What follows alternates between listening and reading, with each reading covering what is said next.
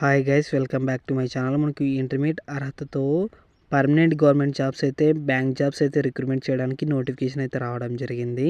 ఇవి మీ ఊర్లోనే ఉండి జాబ్స్ అయితే చేసుకోవచ్చు. దీనికి సంబంధించిన పూర్తి వివరాలు అయితే ఈ వీడియోలో ఎక్స్ప్లెయిన్ చేస్తాను. స్కిప్ చేయకుండా అయితే చూడండి.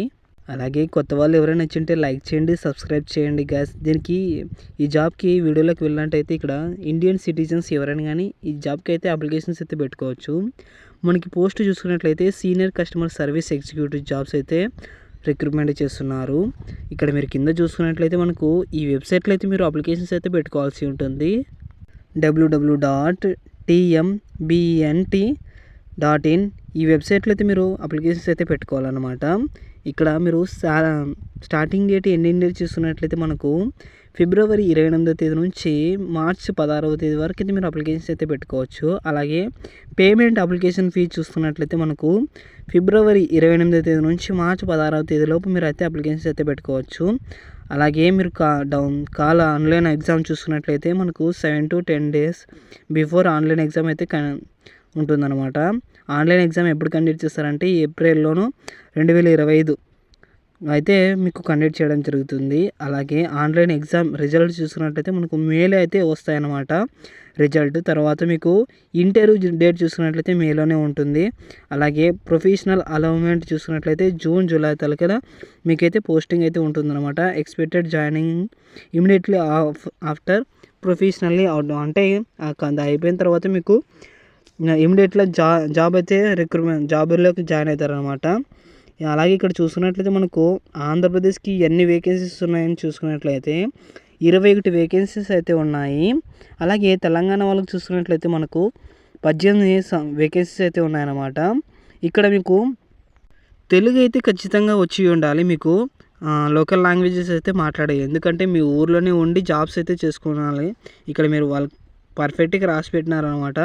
Candidate applied for respective state should be able to read అంటే మీకు రాయడానికి తర్వాత మాట్లాడడానికి ఖచ్చితంగా రావాలన్నమాట తెలుగు.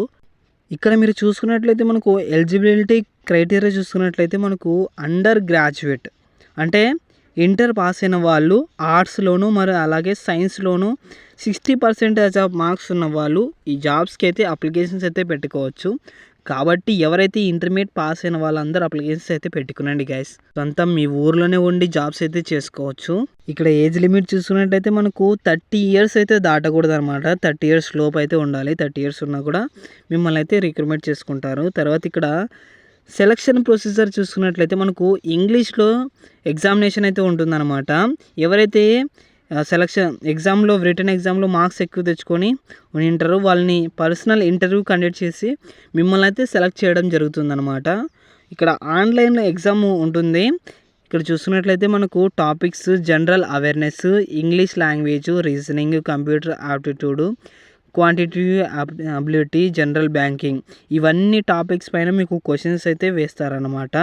వీటన్నిటి మీద మీకు క్వశ్చన్స్ వేసి వాళ్ళైతే మిమ్మల్ని సెలెక్ట్ చేయడం జరుగుతుంది. రిటర్న్ ఎగ్జామ్ మార్క్స్ ఎక్కువ వచ్చిన వాళ్ళని అయితే సెలెక్ట్ చేసి ఇంటర్వ్యూ అయితే కండక్ట్ చేస్తారన్నమాట. ఇక్కడ మీరు చూసుకున్నట్లయితే phase 2 చూసుకున్నట్లయితే పర్సనల్ ఇంటర్వ్యూ ఇంగ్లీష్లోనే ఉంటుందన్నమాట. అంటే బ్యాంక్ జాబ్కి ఇక్కడ మీరు చూసుకున్నట్లయితే మనకు సెంటర్స్ ఎక్కడెక్కడ ఉంటాయంటే విజయవాడ, గుంటూరు, అలాగే విశాఖపట్నం, హైదరాబాదు, తర్వాత కోల్కతా, అహ్మదాబాదు, గాంధీనగర్ ఇవన్నిట్లో అయితే మనకు ఎగ్జామ్ సెంటర్స్ అయితే ఉంటాయన్నమాట. మీరు ఏది చూస్ చేసుకుంటే దాని ప్రకారం అయితే వాళ్ళు వెళ్తారు. దాంట్లో అయితే మీరు ఎగ్జామ్స్ అయితే రాయొచ్చు. ఇక్కడ మీరు చూసుకున్నట్లయితే అప్లికేషన్ ఫీజు మనకు 1000 రూపీస్ అయితే పే చేయాల్సి ఉంటుంది. అలాగే ఇక్కడ మనము శాలరీ చూసుకున్నట్లయితే మనకు 32,000 పర్ మంత్ అయితే పే చేస్తారన్నమాట.